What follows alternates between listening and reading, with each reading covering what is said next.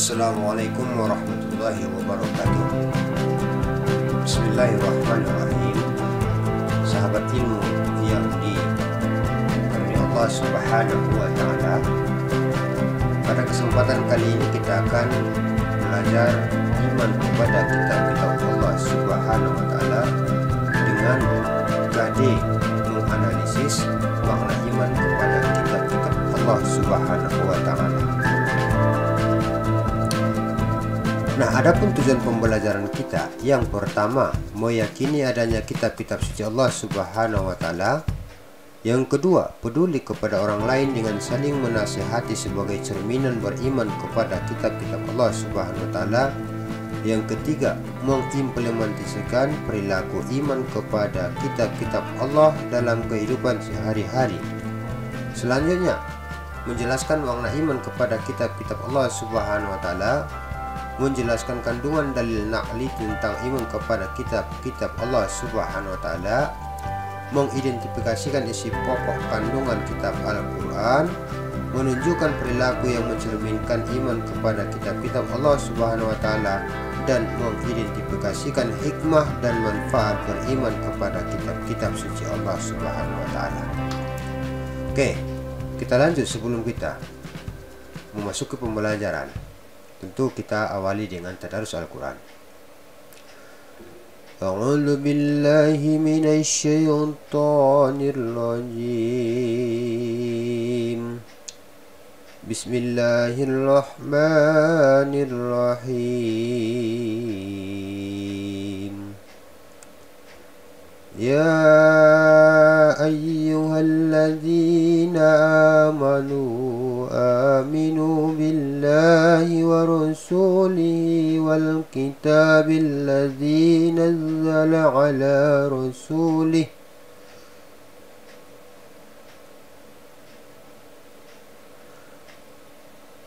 الذي نزل على رسوله والكتاب الذي أنزل من قبل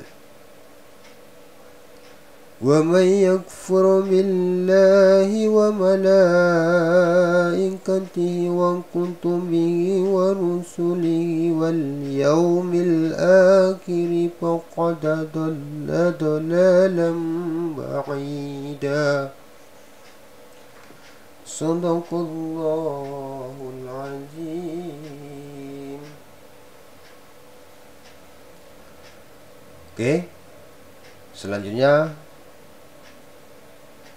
silakan diamati, ada 4 kitab Allah Subhanahu wa Ta'ala di sini. Yang pertama adalah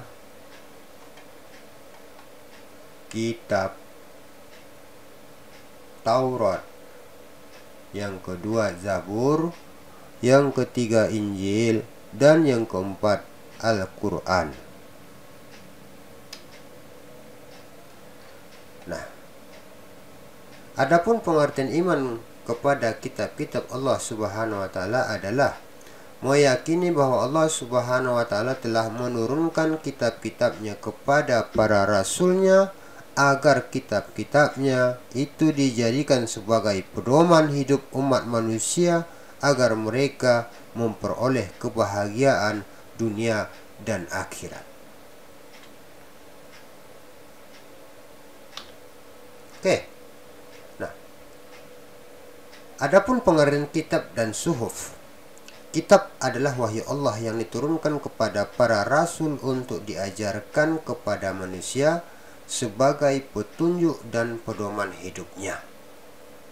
Sedangkan suhuf adalah lembaran-lembaran yang berisi wahyu Allah yang diberikan kepada para rasulnya dan tidak wajib diajarkan kepada manusia. Oke, tidak wajib diajarkan kepada manusia. Nah, apa perbedaan kitab dan suhuf?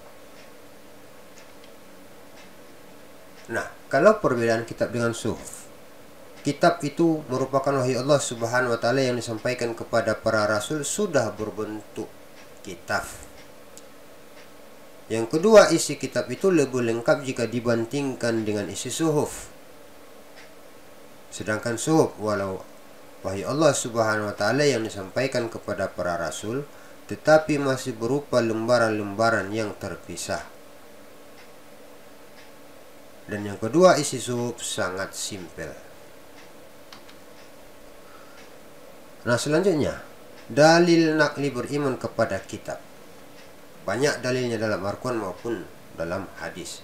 Nah, di sini kita hanya menampilkan satu ayat Al-Quran, satu hadis Rasulullah SAW. Nah, ada pun ayat Al-Quran. Quran surah An-Nisa ayat 136 yang berbunyi, Bismillahirrahmanirrahim.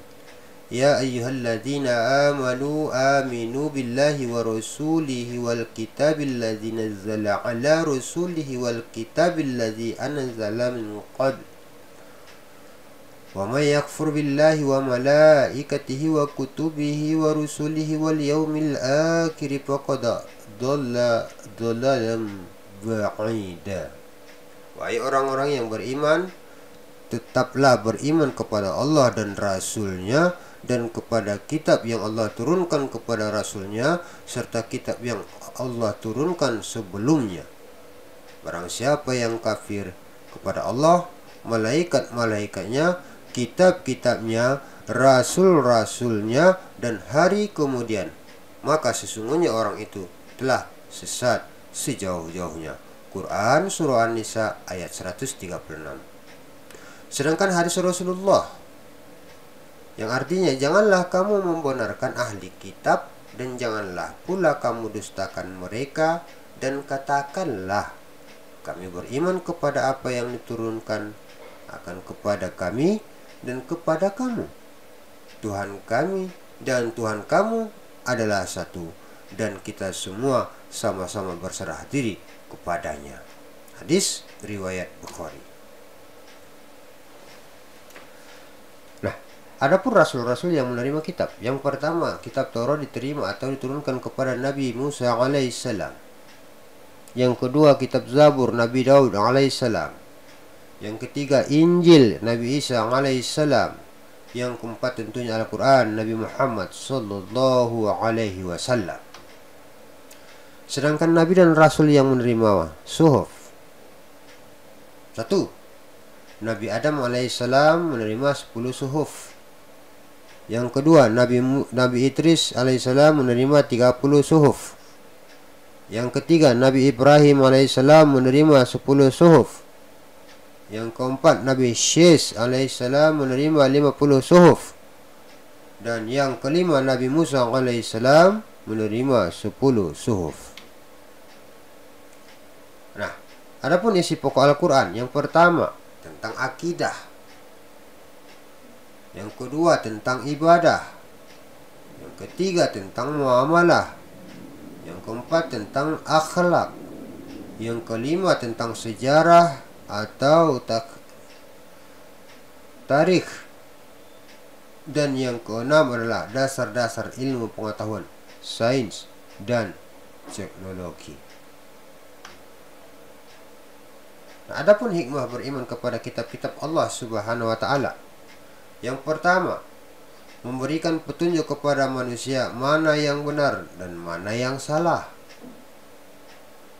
Yang kedua, pedoman agar manusia tidak berselisih dalam menentukan kebenaran.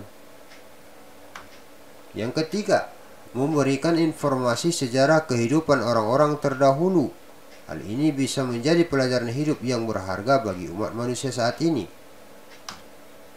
Yang keempat, manusia menjadi tahu betapa besarnya perhatian dan kasih sayang Allah kepada para hamba dan makhluknya. Yang kelima, manusia yang beriman akan dapat mengetahui dan membedakan mana yang baik dan mana yang buruk, karena di dalam kitab dijelaskan tentang perilaku yang baik dan buruk.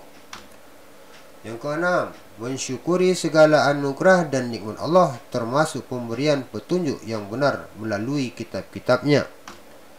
Yang ketujuh, hati manusia menjadi lebih tentram dan menambah ilmu pengetahuan. Yang kedelapan, memiliki sikap toleransi yang tinggi karena kitab-kitab Allah memberikan penjelasan tentang penanaman sikap toleransi, selalu menghormati dan menghargai orang lain, bahkan pemeluk agama lain. Dan yang kesembilan, meningkatkan kesabaran dalam menerima cobaan, ujian, dan musibah, serta selalu bersyukur atas nikmat dan anugerah yang diberikan oleh Allah Subhanahu wa taala. Kita lanjut. Perilaku yang mencerminkan iman kepada kitab-kitab Allah Subhanahu wa taala. Yang pertama, meyakini bahwa Al-Quran merupakan kitab suci terakhir yang diturunkan Allah Subhanahu wa taala kepada manusia. Kedua, menjaga silaturahmi dan atau ukhuwah dengan sesama ahlul kitab. Ketiga, meyakini keberadaan kitab-kitab Allah. Dan yang keempat, menjadikan Al-Quran sebagai pedoman hidup.